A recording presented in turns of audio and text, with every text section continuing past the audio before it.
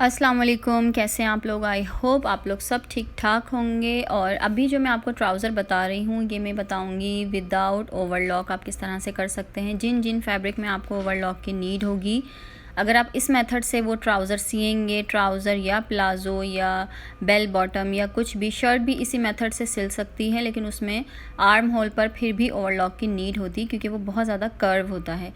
लेकिन ट्राउज़र का आपका जामा वर्क का फैब्रिक हो या कोई भी ऐसा फैब्रिक हो जिसके धागे निकलते हों और आपके पास ओवरलॉक अवेलेबल ना हो, तो सिंपली इस मेथड को फॉलो करें। ये मैंने कपड़े को आयरन कर ली है। अब मैं एक्चुअली बस सिंपल सा एक मेथड बता रही हूँ ट्राउज़र की कटिंग का। ये जो बच्ची का ट्राउज़र 11 to 12 ईयर्स की ये बच्ची है और ये मैंने रखा है फोल्डेड साइड मैंने अपनी तरफ रखी है, ओपन साइड बाहर की तरफ है। इसी तरह ट्राउज़र की जो फोल्डेड साइड है वो मेरी ही तरफ है। अब चूँकि इनकी रिक्वायरमेंट है कि ये हिप के पास से थोड़ा लूज़ होना चाहिए ट्राउज़र, क्योंकि ये सिल्क फैब्रिक है और ये थोड़ा सा खुल जाता है पहनने से, मतलब छिद जाता है आप ये कह सकते हैं।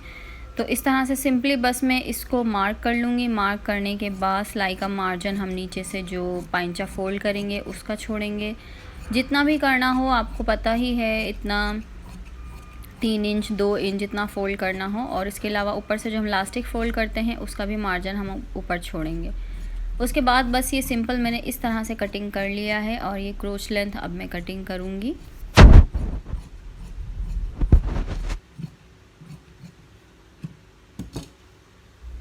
अच्छा, इस तरह कटिंग करने के बाद एक्स्ट्रा फैब्रिक मैंने निकाल दिया है और जहाँ पर हम पाइंचे को फ़ोल्ड करेंगे वहाँ पर मैंने ये छोटा सा कट लगाया है। अच्छा, यहाँ पर ये मैंने फ़ोल्ड करके रख दिया था। असल में तो मैं नीचे इस पर मार्क करने वाली थी जहाँ पर हम सिलाई करेंगे। जब भी हम ऊपर की तरफ मार्क करते हैं तो नीचे की साइड अक्सर मेरी तो रह जाती है। तो इस तरह से फिर मैंने इसको दोबारा बिछाया और ये ऊपर वाली एक लेयर उठा के मैंने नीचे सेम उसी मार्क को कॉपी किया है जो मैंने ऊपर वाले फैब्रिक पर किया था, ताकि हमारे दोनों ही पाइंचों पर सिलाई का मार्क आए और बिल्कुल इक्वल स्टिचिंग हो। इस तरह से आप लोग भी इसको मार्क कर सकते हैं। ऊपर तो नीड नहीं है क्योंकि क्रोच लेंथ पे हमें सिर्फ आधा से पौना इंच ही सिलाई करना होता है, लेकिन नीचे की साइड पर कभी थोड़ी सी लूजिंग भी रखनी होती है और चूंकि बच्चों का है तो इसमें ज़रा ज़्यादा मार्जिन रखना ज़रूरी है। चलें जी, ये ट्राउज़र लेकर मैं मशीन पर आ गई हूँ। अच्छा, इसके लिए क्या करना है, सबसे पहले तो क्रोच लेंथ की सिलाई होगी, लेकिन जो ये रेड मार्क आपको नज़र आ रहा है ये कपड़े की उल्टी साइड है और दूसरी उल्टी साइड को भी हम एक दूसरे से मिलाएंगे, यानी कि अब दोनों उल्टी साइड अंदर की तरफ है, ठीक है। और ये जो बाहर की तरफ है और ये बाहर की तरफ है, ये सीधी साइड है। इसी तरह से ये भी सीधी साइड है कपड़े की, ठीक है। दोनों उल्टी साइड हैं अंदर की तरफ, ये जहन में रखेंगे। उसके बाद किनारे से किनारा मिलाएंगे और एक बूट के फासले पर या 0.25 इंच के फासले पर हम यहाँ से इस तरह से सिलाई करते हुए इसे कंप्लीट कर लेंगे। अच्छा, ये सिलाई देखें कंप्लीट हो गई है। मैं इसको करीब से दिखाती हूँ आपको, कुछ इस तरह से, ठीक है।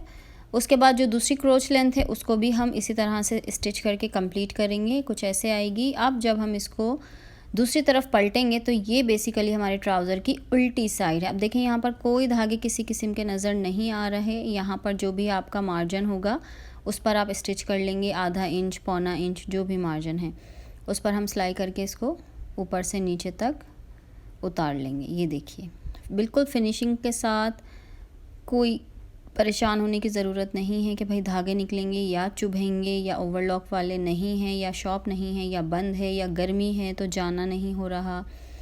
जो भी ये सारी चीज़ें हैं वो सब आपकी इस एक चीज़ से सॉल्व हो जाएंगी। अब इसके बाद ये देखें, ये मैं उसके बाद अब मैं बस इलास्टिक ऐड करूँगी। उसके लिए थोड़ा सा पहले मैं ऊपर की तरफ उल्टी साइड पर हम 0.25 इंच के करीब ही इसको स्टिच कर लेंगे, ताकि जब हम इसमें इलास्टिक ऐड करें तो हमें यहाँ पर कपड़े का टेढ़ा मेढ़ा होने का कोई डर ना रहे।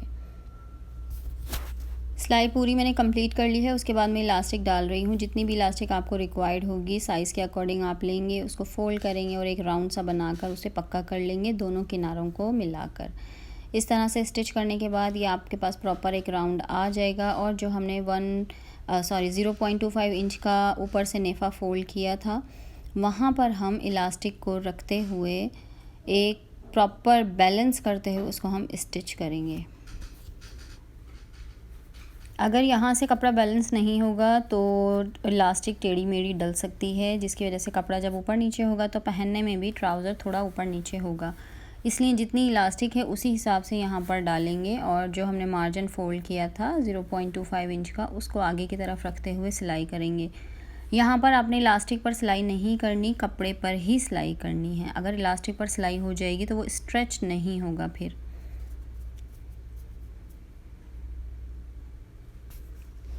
ये इलास्टिक को मैंने कंप्लीट कर लिया है। उसके बाद धागे कट किए हैं, इसको हम स्ट्रेच करके बैलेंस करेंगे, इक्वल करेंगे सारी चुनों को और उसके बाद हम सेंटर में एक सिलाई करेंगे। यहाँ के लिए आप सिलाई को बड़ा कर सकते हैं और इलास्टिक को यहाँ पर स्ट्रेच करना है, ये जहन में रखिएगा। बिल्कुल सीधा सीधा नहीं सीना, पहले इलास्टिक स्ट्रेच होगी उसके बाद यहाँ पर सीना है।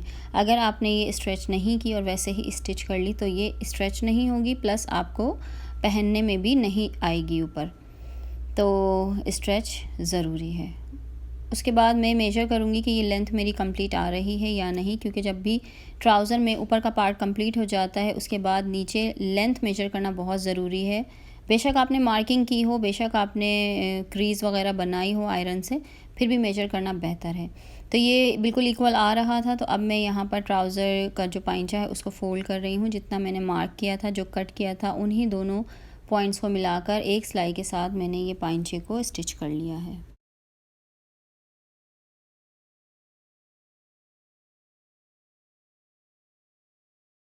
पाइंचा भी हमारा स्टिच हो चुका है। अब क्या करना है आपने, ये देखें इस तरह से इसको फ़ोल्ड करेंगे कि सीधी साइड ट्राउज़र की हम ऊपर की तरफ रखेंगे और अंदर की तरफ जाएगी उल्टी साइड। अभी ये आपका सीधी साइड का ट्राउज़र है। सेम वही करेंगे, बिल्कुल किनारे पर आप सिलाई स्टार्ट करेंगे 0.25 इंच के करीब और इसको करते हुए एक पाइंचे से दूसरे पाइंचे तक ले आएंगे इसी तरह से। अच्छा, वो सिलाई कंप्लीट करने के बाद देखें सारे हमारे एजेस जो हैं वो अंदर की तरफ कवर हो गए हैं। अब जितना हमने मार्जिन रखा था पाइंचे से दूसरे पाइंचे तक, जो भी सिलाई पे आपने मार्क किया हो, तो उसी पर ही इसको स्टिच करना है। सिंपली आप इसको रखेंगे और उसी मार्जिन पर स्टिच करते हुए ऊपर की तरफ ले आएंगे। बहुत आसान मेथड है, बहुत ही ज़्यादा यूज़फुल है।